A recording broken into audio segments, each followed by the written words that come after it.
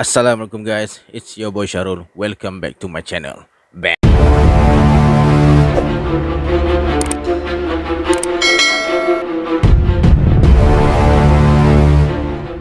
Terima kasih guys sebab dah klik video ni. Sebelum kita sambung cerita ni, aku nak korang yang mana belum subscribe ke channel ni, please subscribe guys supaya aku lebih bersemangat lagi untuk buat konten-konten yang menarik pada masa akan datang.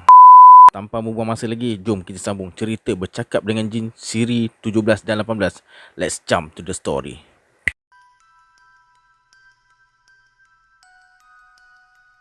Wan Si dengan Datuk TJ segera bangun. Dalam beberapa saat je, lelaki tu hilang dari pandangan. Serentak dengan tu, terdengar suara jeritan Latifah yang cukup keras dan nyaring guys. Datuk TJ dengan Wan Si segera masuk ke dalam bilik Latifah. Latifah berguling-guling atas lantai. Kedua belah tangannya pegang leher. Matanya kelihatan merah. Haji Azhar dan isterinya tidak dapat berbuat apa-apa selain menangis je. Wan Si segera memegang pergelangan kaki kiri Latifah. Ditekannya dengan sekuat hati di atas lantai. Jeritan Latifah berhenti dan tidak lagi berguling-guling atau meronta-ronta. Wan Si suruh Haji Azhar angkat anak dia letak dekat atas tilam. Datuk TJ rapat dengan Wan Si dan mendengar dengan teliti apa yang dicakapkan oleh Wan Si. Datuk TJ keluar dari bilik untuk beberapa minit. Kemudian dia masuk dalam balik dengan kain hitam terselempang dekat bahu. Wan Si menyambar kain hitam tu lalu melibas ke badan Latifah 3 kali berturut-turut. Datuk TJ duduk dekat hujung kepala Latifah. Dia membaca sesuatu. 3 kali dahi Latifah ditamparnya dengan belakang tangan. Latifah bangun dan terus duduk. Apa yang kau nampak nak? Tanya Wan Si. Orang hitam mengajak saya keluar, jawab Latifah. Lagi apa yang dibuatnya pada kau?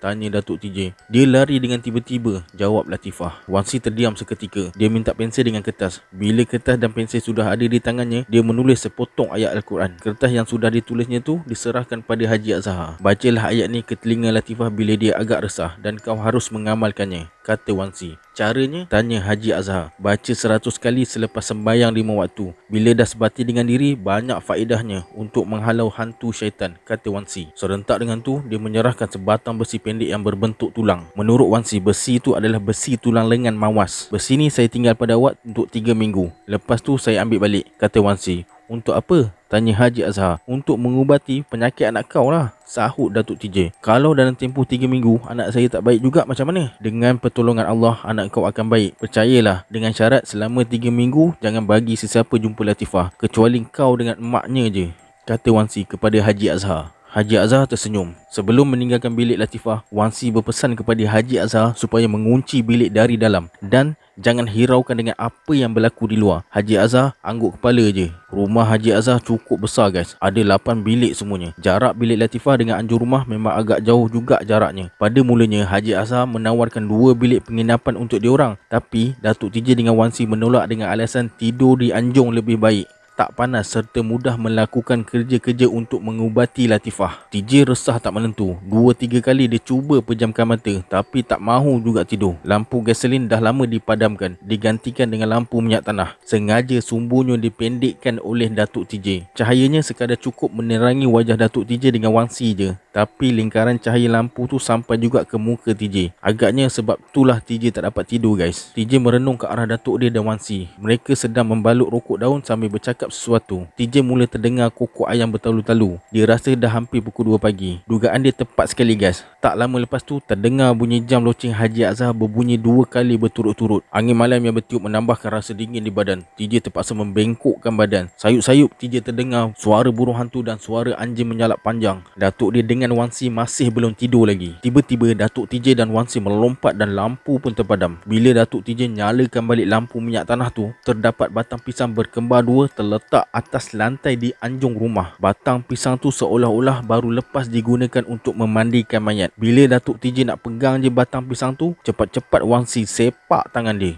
Jangan pegang, kata Wan Si. TJ dah menggeletar guys. 2 kali dia cuba bangun tapi dia terjatuh sampaikan kain yang dia pakai terlucut dari pinggang. TJ terbogel dalam sama-sama cahaya lampu minyak tanah tu. Wan Si yang terpandang TJ tersenyum je. Kau pergi ke sana, kata Wan Si dekat TJ. Tak banyak cakap, TJ akur dengan perintah Wan Si. TJ bersandar pada tiang rumah. Dia lihat dari batang pisang tu guys, keluar asap berkepul-kepul. 2-3 ekor kelawar hitam berterbangan dekat anjung rumah. Kelawar hitam tu kalau kencing airnya merah macam tajam darah. Dekat luar kedengaran bunyi deru angin yang cukup kuat. TJ nampak ada bayang putih memanjang melayang dekat halaman rumah. Benda putih tu masuk ke dalam kawasan anjung dan hilang betul-betul di tengah-tengah batang pisang tu. Suasana di luar rumah agak gamat juga dengan bunyi suara kokok ayam, salakan anjing dan suara burung hantu yang bersahut-sahutan. Kelawar yang hinggap di bahagian anjung rumah terus berbunyi. Cukup seram guys. Giginya yang putih berkilat tu nampak tajam di samping memperlihatkan taringnya. TJ jadi tak tentu arah guys. Berdiri salah, duduk pun salah. Adakah syaitan-syaitan ni akan meragut nyawa dia? Timbul pertanyaan dalam diri TJ. Dalam keadaan yang serba gawat tu, TJ masih dapat membaca beberapa potong ayat Al-Quran yang dirasa dapat menghalau syaitan-syaitan tu. Datuk TJ dan Wan Si kelihatan tenang memandang batang pisang yang berasap tu. Wan Si berdiri lalu mengangkat sebelah tangannya ke atas. Lengan tangan kanan yang diangkatnya tu dirapatkan pada lubang telinga kanannya, sementara tangan kirinya diletakkan atas dada. Kaki kanannya menapak 2 tapak ke depan, manakala kaki kirinya dibengkokkan sedikit. Wan Si menjerit sekuat hati. Bila jeritannya berakhir, dia bercakap dalam logat bahasa Bawin. Selesai dia bercakap, beberapa ketul batu dan kayu berterbangan masuk ke dalam anjung rumah. Wan Si sedikit pun tak bergerak guys. Bunyi suara kucing hutan melalak di bawah rumah. Beberapa ekor tupai hitam entah dari mana datangnya melompat dekat atas lantai, terus lompat ke tanah. Sebaik saja tupai-tupai tu gaib, seekor beruk besar muncul dekat depan Datuk TJ dan Wan Si guys. Kali ni Datuk TJ mara ke depan dan menolak Wan Si ke belakang. TJ rasa Datuk dia tahu bahawa kawan dia tu tak berdaya menentang cubaan syaitan-syaitan tu guys. Datuk TJ berpeluk tubuh. Dia membaca mentera hingga tubuhnya kelihatan berasap guys. Batang pisang di tengah anjung bagaikan diangkat orang, bergerak sendiri menuju ke muka pintu dan hilang dalam gelap. Tempat batang pisang tu diganti pula dengan kemunculan api yang menyala dengan ganas. Bahang panas tu terasa ke muka TJ. Wan Si ambil uncang hitam lalu memukul ke arah api. Api tu mula runduk. Wan Si pukul lagi hingga api tu bertukar menjadi bara sebesar bola pimpong guys. Bara tu terbang berlega-lega dalam rumah, akhirnya keluar menuju ke pondok di luar rumah. Pondok tu terbakar guys. Orang ni betul-betul nak malukan keluarga Haji Azhar dan mahu membinasakan kita, kata Wan Si sambil melurut lengan kirinya dengan tapak tangan kanan. Dalam beberapa saat je pondok tu hangus menjadi abu. Bara api sebesar bola pimpong menuju ke arah kepala Wan Si. Cepat-cepat Wan Si mengelak. Sementara tu Datuk TJ masih berusaha untuk menghalau syaitan-syaitan ganas tu mengikut kemampuannya. Bara api sebesar bola pimpong tu terus berlega-lega dalam ruang anjung rumah. Wan Si mula bertindak. TJ nampak muka Wan Si berubah. Dia terus bercakap dalam bahasa Bawin. Wan Si balut tangan kanannya dengan uncang hitam, kemudian bola bara api tu dipegangnya sekuat hati guys. TJ tengok tapak tangan Wan Si berasap. TJ agak dalam hal ni Wan Si lebih gagah dan banyak ilmu dunianya jika dibandingkan dengan kehandalan yang ada dalam diri Datuk dia. Datuk TJ tersandar dekat dinding. Mukanya kelihatan biru. 2 kali Datuk TJ terbatuk dan mengeluarkan darah. TJ urut belakang Datuk dia. Wan Si meletakkan bola api yang sudah menjadi seketul arang tu di tengah anjung rumah. Dia rapat pada Datuk TJ. 2 kali dia menumbuk belakang Datuk TJ. Datuk TJ terbatuk. Dari mulut dia keluar segumpal cacing tanah dan ulat bulu. Cacing dan ulat bulu tu bergerak di atas lantai. Wan Si pukul uncangnya ke muka Datuk TJ. Dia segera pulih. Wan Si kembali ke tempat arang yang diletaknya. Arang tu masih berasap. Bila asapnya hilang, TJ nampak ada kepala manusia dekat situ,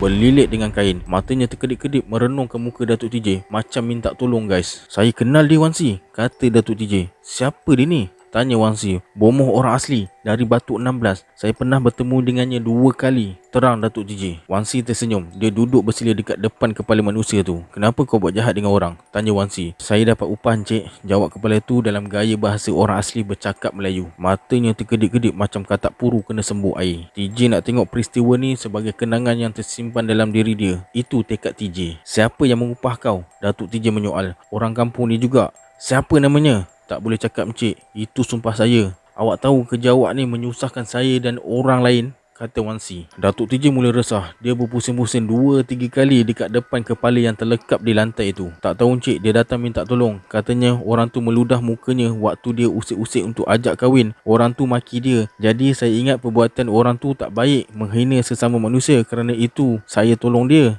kata kepala manusia tu. Datuk TJ dan Wan Si berbisik. Kepala yang terlekap di lantai kelihatan bergerak-gerak. Mukanya berpeluh-peluh. 2-3 helai rambutnya gugur. Suasana malam yang tadi agak gawat sekarang dah jadi tenang. Awak mesti cakap betul-betul dengan saya. Kalau tak, saya botakkan kepala awak dekat sini juga. Wan Si mula mengugut. Jangan buat jahat dengan orang cik. Saya tak buat jahat. Awak yang mulakan dulu. Saya mengaku saya dah kalah. Encik kuat, apa yang encik nak sekarang? Jangan kacau orang di Baruh, nanti orang di darat susah. Siapa orang di Baruh yang upah awak? Baiklah encik, kalau saya cakap, encik mesti berjanji dengan saya tak balas dendam. Kami tak nak balas dendam, kami cuma nak tahu je. Orang tu akan datang sendiri berjumpa encik minta maaf. Saya akan suruh dia jumpa encik. Bila? Tanya Datuk TJ. 2 hari lagi. Selesai je orang tu bercakap, Wan Si pun pukul kepala orang tu dengan uncang yang diperbuat dari kain hitam tu. Kepala orang tu pun hilang. Jam milik Haji Azhar berbunyi 4 kali berturut-turut. Dingin subuh mula meresap ke badan TJ. Dalam kedinginan tu, TJ terlelap. Bila TJ buka mata, matahari pagi dah pun memancarkan sinarnya di halaman rumah. Datuk TJ dan Wan Si duduk bersila panggung sambil hisap rokok daun nipah. Mereka merenung ke arah pondok yang terpegun gagah di bawah matahari pagi tu guys. Kepala TJ terasa pening sebab malam tadi dia tengok dengan mata kepala dia sendiri pondok tu musnah dijilat api guys. Adakah dia bermimpi atau ditipu oleh perasaan takut yang menguasai diri dia? Timbul berbagai pertanyaan dalam hati kecil TJ. Kenapa pondok ni tak hancur tu?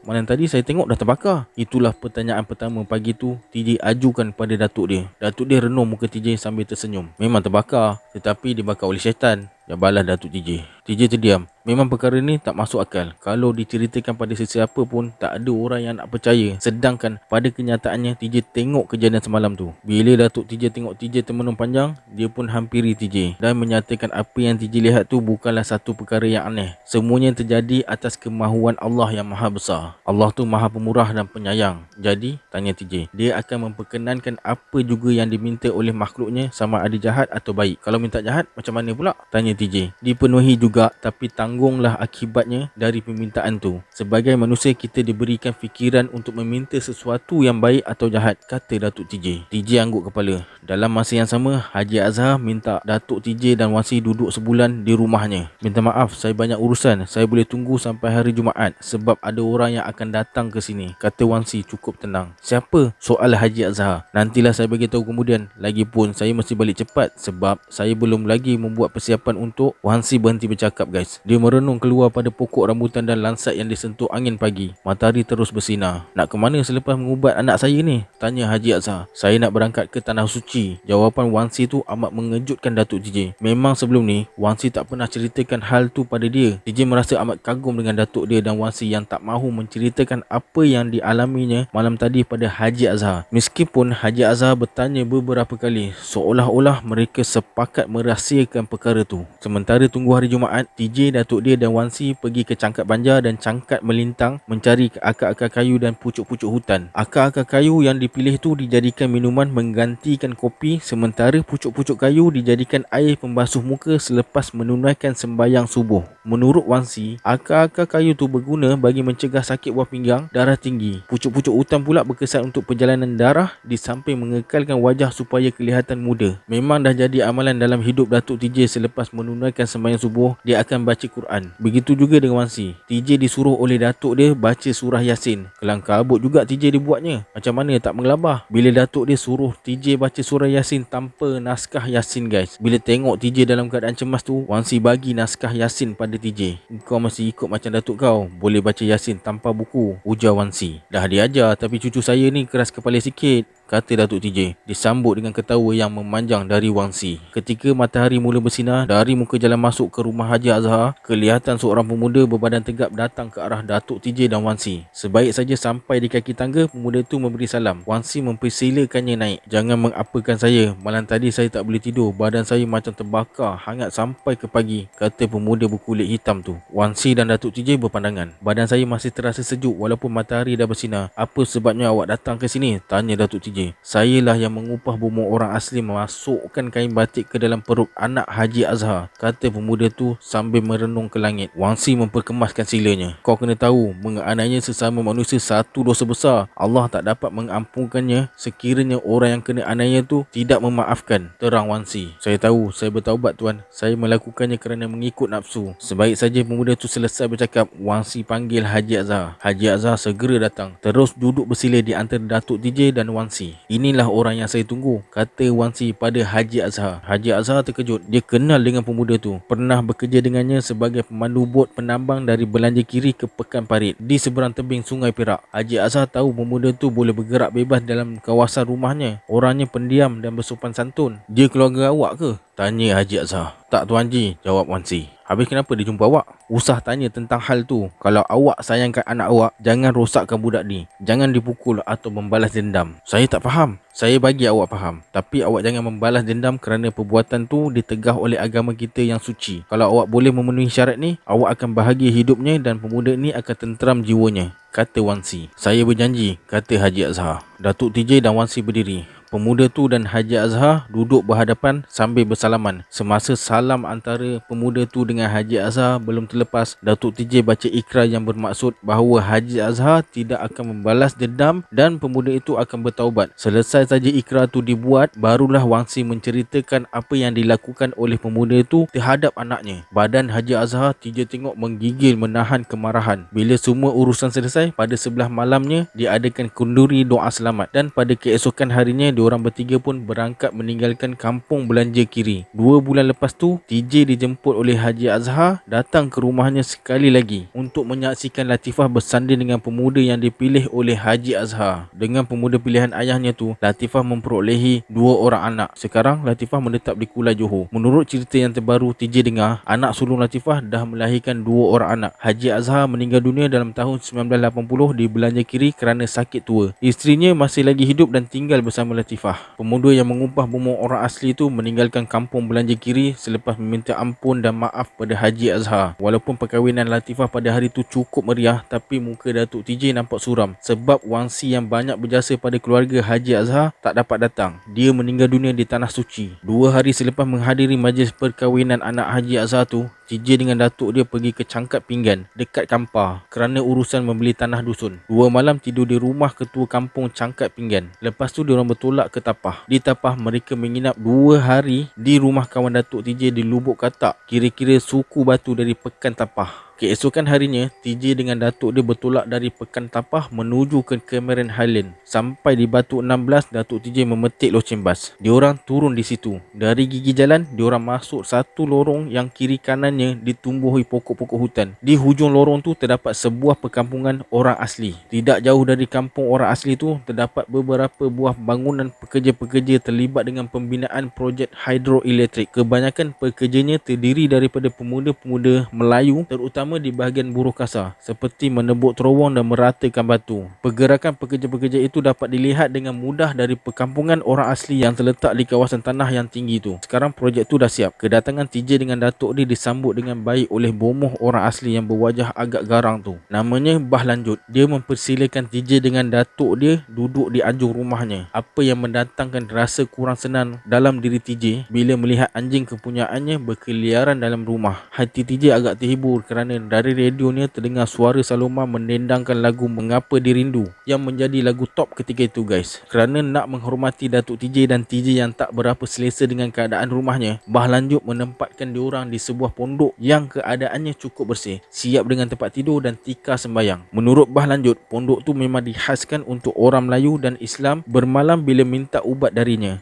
Dalam pertemuan tu, Bah Lanjut berkali-kali minta ampun dan maaf ke atas perbuatannya di masa lalu. Malah disanggup mengajar beberapa ilmu yang ada pada dirinya pada Datuk TJ. Hasratnya tu tak ditolak. Datuk TJ nak menuntut ilmu darinya asalkan ilmu yang dituntut tu tidak bercanggah dengan hukum-hukum Allah. Bagi tujuan tu, Datuk TJ dan TJ terpaksa tinggal di perkampungan orang asli tu selama 2 minggu guys. Dekat situ tugas TJ bertambah. Dia terpaksa menjadi tukang masak untuk datuk dia di samping memburu ayam hutan dan pelanduk untuk lauk makan tengah hari dan malam. Beras disediakan oleh Bah Lanjut hasil dari tanaman padi humanya di lereng bukit.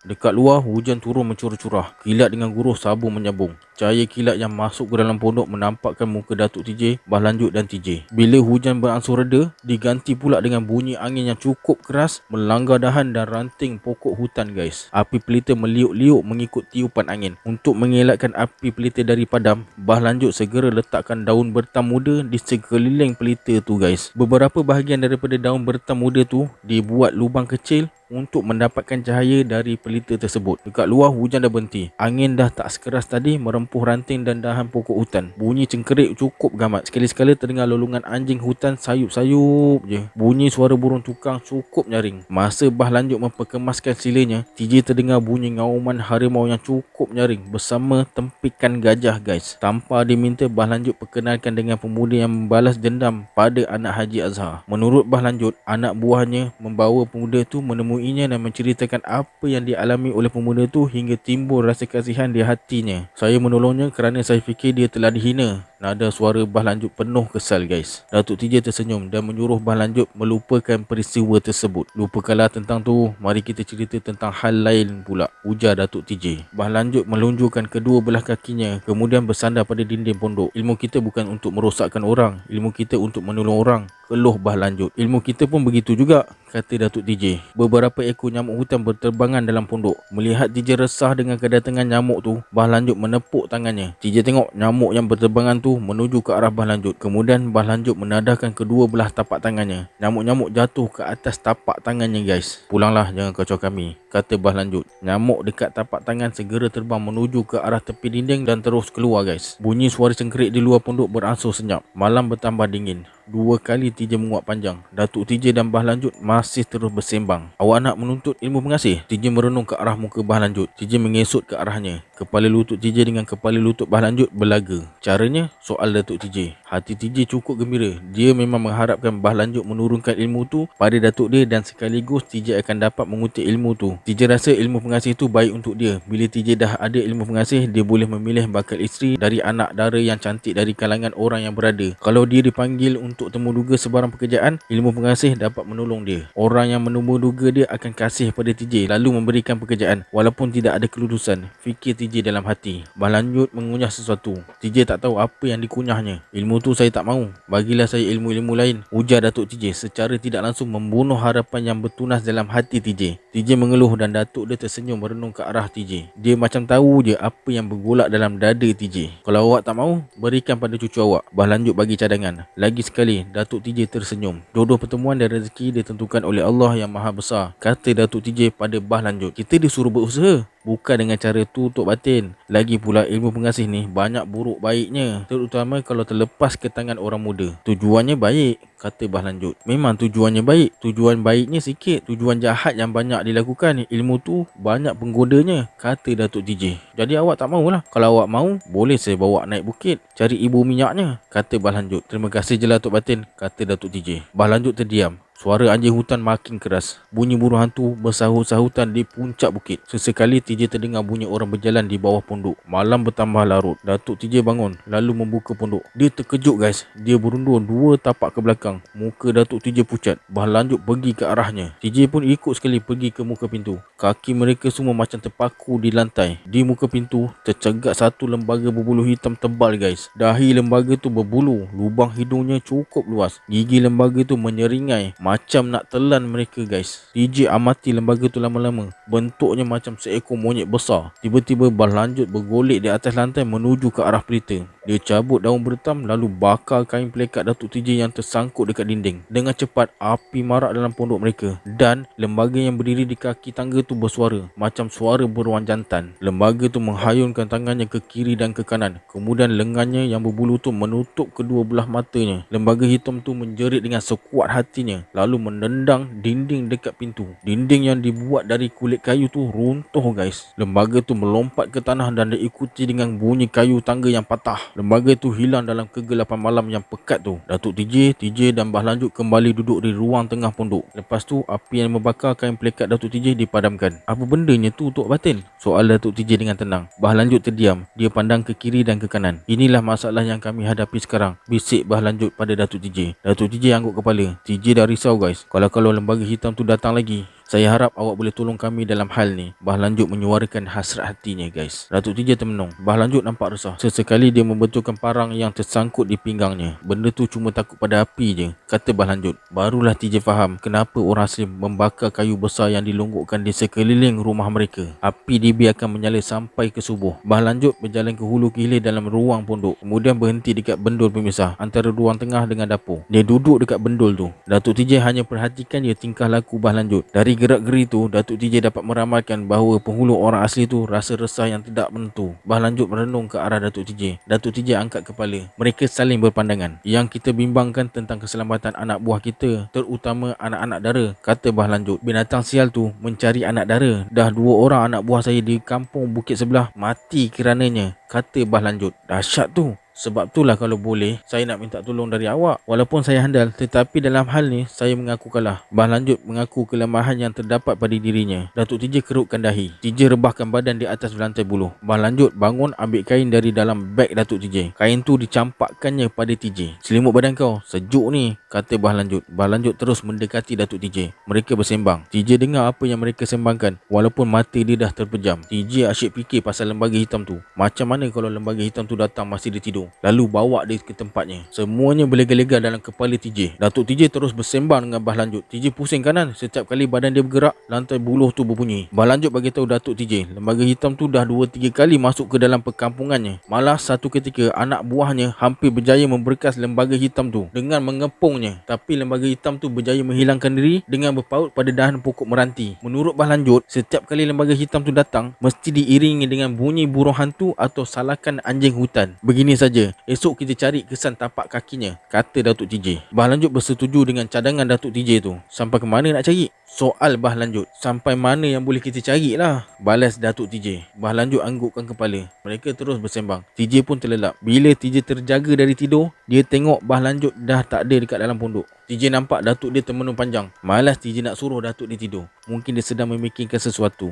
TJ tidur kembali. Pagi tu lepas sembahyang subuh, Datuk TJ terus ajak dia mandi air embun. Suasana pagi di perkampungan orang asli tu cukup menyenangkan guys. TJ tengok matahari terbit di puncak gunung Titiwangsa. Kabus nipis berarak menuju ke dada langit. Kicauan burung hutan dan ayam hutan bersahut-sahutan. Lepas mandi air embun, TJ bakar ubi kayu. Datuk dia pula masak air. Bila matahari dah meninggi, sayup-sayup terdengar bunyi suara jentera dan pekerja hidroelektrik serta bunyi ledakan yang cukup kuat. Apa benda tu Tok? Tanya TJ. Diorang tebuk bukit buat terowong air. Datuk TJ beri penjelasan. TJ melihat ke arah bunyi ledakan tu. Dia nampak ada asap berkepul naik ke udara. Selesai makan ubi bakar dan minum kopi, Bah Lanjut datang jumpa Datuk TJ. Dia ajak Datuk TJ cari kesan tapak kaki lembaga hitam yang datang ke pondok malam tadi. Boleh, nanti saya tukar pakaian, jawab Datuk TJ. TJ dengan Datuk dia pun naik atas pondok. Bah Lanjut tunggu dekat bawah. Bah Lanjut pakai seluar pendek kuning berbaju hitam dengan parang kontot tersangkut di pinggangnya. Sumpitnya tersandang di belakang. TJ dengan Datuk dia turun ke tanah. Selepas mencari di sekeliling kawasan pondok, TJ terjumpa kesan tapak kaki binatang macam bentuk tapak kaki gajah.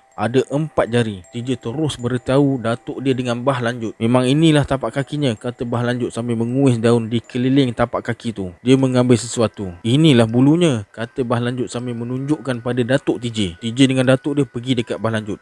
Bulu hitam keras tu Bah Lanjut bagi dekat Datuk TJ. Datuk TJ tenung bulu hitam keras tu. Bila bulu tu terkena cahaya matahari, warnanya menjadi perang. Datuk TJ bagi balik bulu tu dekat Bah Lanjut dan Bah Lanjut terus masukkan bulu tu ke dalam buluh yang tersangkut dekat pinggang sebelah kirinya. Dengan berpandukan kepada kesan tapak kaki tu, mereka bergerak menuju ke arah barat daya. Datuk TJ dan Bah Lanjut jumpa beberapa ranting kayu patah macam kena pijak. 2-3 pokok hutan kelihatan terkulai macam dirempuh sesuatu. Kesan tu hilang di sebuah lurah menghala ke sebuah anak bukit yang dipisahkan oleh sebatang anak sungai dengan perkampungan orang asli tu. Matahari dah berada betul-betul di atas kepala. Disebabkan kesan tapak kaki lembaga tu tak dapat dikesan lagi, Datuk TJ dan Bah Lanjut buat keputusan untuk pulang saja ke pondok. Datuk TJ berjanji akan menolong Bah Lanjut menyelesaikan masalah tu demi keselamatan anak buahnya. Dan Bah Lanjut juga berjanji akan membantu Datuk TJ sedaya upaya untuk menangkap atau mengusir lembaga hitam tu. Sebaik saja mereka sampai di pondok, 5 orang pemuda Melayu dengan topi putih berbucu depan belakang seakan-akan bentuk topi geledah menanti mereka. Apa halnya ni?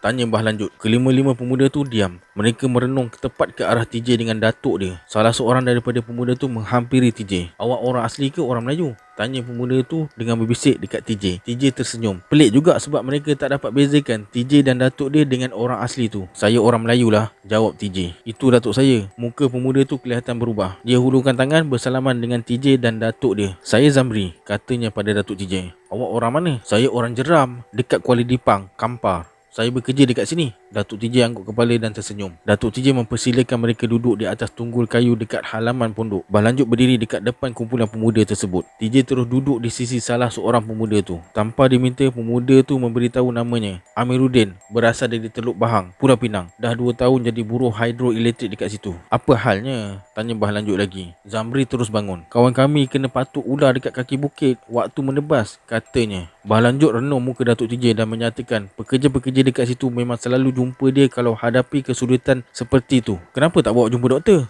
Tanya Datuk TJ. Salah seorang kawan saya dah pun jumpa ketua. Memang nak bawa pergi ke hospital Tapah, tetapi kami terpaksa tunggu kereta. Dekat mana kawan awak tu?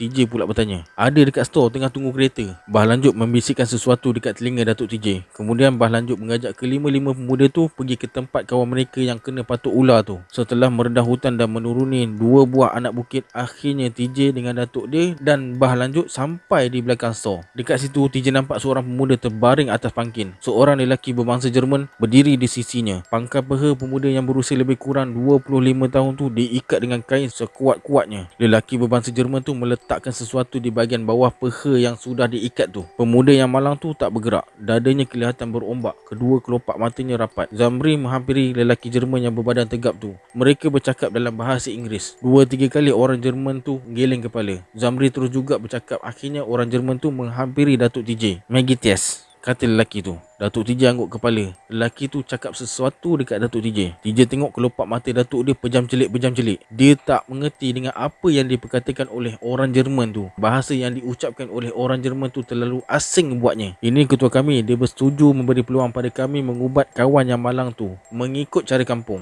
sementara menunggu kereta yang akan membawanya ke rumah sakit Tapah. Zamri menjadi juru bahasa pada Datuk TJ dan Bah Lanjut. Orang Jerman yang berbadan tegap tu merenung muka Datuk TJ dan Bah Lanjut. Bila orang Jerman tu tinggalkan bahagian belakang store menuju ke pejabat kecilnya, Bah Lanjut memerintahkan Zamri dan kawan-kawannya mencari batang tepus dan pokok pisang karok. Pokok pisang karok ni pokok pisang hutan guys, serta daun langkah dengan secepat mungkin. Tak sampai 20 minit, barang-barang yang dikehendaki oleh Bah Lanjut tu diperolehi. Pemuda malang dekat atas pangkin tu dibawa ke satu tempat lapang berdekatan dengan pokok jelutong mati. Bah Lanjut meletakkan barang-barang yang dikehendaki tu di sekeliling pangkin. Pukul berapa? Tanya TJ pada Zamri. Dekat pukul 2 petang, jawabnya. Tiba-tiba Datuk TJ tepuk bahu TJ suruh dia diam. Bah Lanjut ambil batang tepus tu lalu dipukul ke pangkal pokok pinang hutan dan ke tanah 7 kali. Manakala pucuk daun langkap dikoyak-koyak, separuh dibuang ke dalam hutan, separuh lagi dikunyahnya. Pucuk langkap yang dah hancur tu dikeluarkan dari mulutnya dan diletak di pangkal pangkin. Bah Lanjut suruh TJ dan Datuk dia serta kawan-kawan Zamri duduk di satu tempat yang agak jauh dengan pangkin sambil berpesan jangan bercakap atau bangun dan gerak-gerinya jangan ditegur. Mereka pun beredar. Muka Zamri dengan kawan-kawannya agak cemas guys. Mereka bimbang kalau kawan mereka yang kena patuk ular tu tak pulih dalam waktu yang ditetapkan. Kereta dari Batu 32 akan datang dan ketua mereka akan perintahkan supaya kawan mereka tu dibawa segera ke hospital Tapah. Bah Lanjut duduk mencangkung di depan pangkin. Dia bercakap dalam bahasa orang asli, macam kicau burung hantu bunyinya. Lepas tu dia mengambil sehelai daun berhampiran tempat tersebut lalu meniupnya. Bunyi tiupan dari daun tu cukup nyaring dan sakit gegendang telinga TJ dibuatnya. Bah Lanjut terus meniupnya tanpa henti guys. Peluh di dahi dan belakangnya mula keluar. Tiba-tiba TJ melihat beberapa ekor ular keluar dari hutan kecil dekat belakang mereka. Semuanya meluru ke arah pangkin pemuda malang tu. Anehnya, ular tu berpatah balik ke dalam hutan. Bah Lanjut terus meniup daun tu tanpa henti. Tanah lapang dekat pangkin pemuda malang tu dah dipenuhi dengan berbagai bentuk ular. Beberapa ekor ular menjala dan memanjat belakang Bah Lanjut yang sedang meniup daun tu. TJ dah rasa takut. Belum pernah dia melihat ular sebanyak tu dengan beraneka rupa dan bentuk. TJ rasa semua ular dalam hutan sekitar tu berkumpul dekat situ. TJ dah berdebar. Tanpa mempedulikan mereka, ular-ular terus berkeliaran keluar dan masuk ke dalam hutan. Mereka semua tak bergerak. TJ jeling ke muka Datuk dia. TJ tengok muka Datuk dia kelihatan tenang je. Ular berkeliaran di kaki pangkin. Bah Lanjut terus meniup daun. Ular yang begitu banyak di tanah lapang makin lama makin kurang. Kawan Zamri yang malang tu masih terbaring atas pangkin. Dalam beberapa saat je, semua ular yang berada dekat situ gaib guys. Bah Lanjut duduk kembali. Dia terus meniup daun dengan sekuat hatinya. Seekor ular hitam sebesar tangan kanan TJ merayap keluar dari hutan jeritan di belakang diorang. Ular tu bergerak menuju ke arah bah lanjut. Ia berhenti betul-betul depan bah lanjut. Ular tu panggungkan kepala dia dekat depan muka bah lanjut. Kepala bah lanjut dan kepala ular tu kelihatan sama paras. Ular tu mematuk kepala bah lanjut dan merebahkan badannya atas tanah seketika. Kemudian panggung kepala balik. Perbuatan tu dilakukannya sebanyak 3 kali berturut-turut. Nada tiupan dari bah lanjut berangsur perlahan. Irama yang tadinya keras berubah pada nada irama yang agak sayu sedikit. Ular hitam di hadapannya bergerak menuju ke arah pangkin. Bergerak dekat atas badan kawan Zamri yang terbaring dekat situ guys. Ular tu berhenti betul-betul dekat bahagian dada kawan Zamri tu. Ular tu panggung kepala lagi ke arah bah lanjut. Nada tiupan bah lanjut bertambah lemah. Ular hitam merebahkan kepala lalu merayap di celah peha kawan Zamri dan berhenti di situ. TJ tengok ular tu membenamkan kepalanya di bawah ikatan pada kawan Zamri tu. Lama juga ular tu menghisap sesuatu dekat situ. Bah lanjut bangun. Bunyi tiupan bah lanjut bertambah perlahan. Ular hitam berpusing ke atas pangkin, kemudian turun ke tanah dan bergerak dengan amat perlahan sekali guys. Sebaik saja ular hitam tu sampai di hadapan bah lanjut, ular hitam tu berhenti. Bah lanjut pergi menuju ke arah kawan Zamri dekat atas pangkin tu. Daun hutan yang dibuat serunai dilekapkan dekat bahagian betis kawan Zamri yang dipatuk ular tu. Bah lanjut tepuk dada kawan Zamri. Kawan Zamri mula gerakkan kaki dan tangan. Bah lanjut panggil mereka semua. Dia dah sedar dari pingsan. Bisanya dah dihisap oleh ular yang mematuknya, kata bah lanjut. Kawan Zamri pun bangun. Dia turun dari pangkin. Serentak dengan tu kereta dari Batu 32 pun sampai dan orang Jerman yang mengetuai pekerja dekat situ datang ke arah mereka. Mukanya bengis. Dia memaki Zamri dan kawan-kawannya kerana membawa pemuda yang kena patuk ular tu ke tempat lain tanpa memberitahunya. Orang Jerman tu terkejut bila dia melihat pemuda yang kena patuk ular tu dah boleh berdiri serta berjalan ke arahnya dan terus bersalaman dengannya. Orang Jerman tu memeluk Datuk TJ dan bah lanjut sebagai tanda ucapan ribuan terima kasih kerana berjaya menyelamatkan pekerjanya guys. Bagi dia berehat dulu. Petang esok saya datang lagi, kata bah lanjut pada Zamri. Bah lanjut mengambil bangkai ular hitam tu dan dia belitkan di lehernya. Nak buat apa ni? Tanya Datuk TJ penuh ragu. Mesti dia tanam, jawab bah lanjut. TJ dengan Datuk dia saling berpandangan. Ilmu ni lah yang nak saya tuntut dari awak, kata Datuk TJ. Boleh, tapi awak mesti tolong saya hancurkan lembaga hitam tu dulu. Saya cuba Tok Batin. Diorang pun meninggalkan kawasan pekerja hidroelektrik tu menuju ke arah perkampungan orang asli. Sebaik saja sampai di pondok, Datuk TJ terus duduk di atas tunggul buruk di hadapan pondok. Bah lanjut terus pulang ke rumahnya. TJ terus masuk ke dalam pondok merebahkan badan. Disebabkan terlalu letih, dia tertidur guys. Bila TJ terjaga, dia nampak Datuk dia tengah bincang sesuatu dengan bah lanjut. TJ terus duduk dengan diorang. Malam ni kita tunggu lembaga hitam tu datang. Esok kita pergi ke kampung lain dekat kampung raja di Tanah Rata. Datuk TJ bagi tahu TJ. TJ terdiam. Bah lanjut renung muka TJ. Di kampung orang barat sana ada orang sakit kena sembuh lembaga hitam, kata bah lanjut kepada TJ. Walau macam mana pun malam ni kita mesti berjaga kalau lembaga hitam tu datang, kata bah lanjut lagi. TJ angguk kepala. Okey guys, sampai sini je video untuk hari ni. Macam biasalah, kalau nak aku sambung lagi sila komen di bawah. Korang tolonglah share channel ni. Okey, kita jumpa lagi di hari dan waktu yang sama minggu depan. Cewah, macam rancangan TV pula. Adios.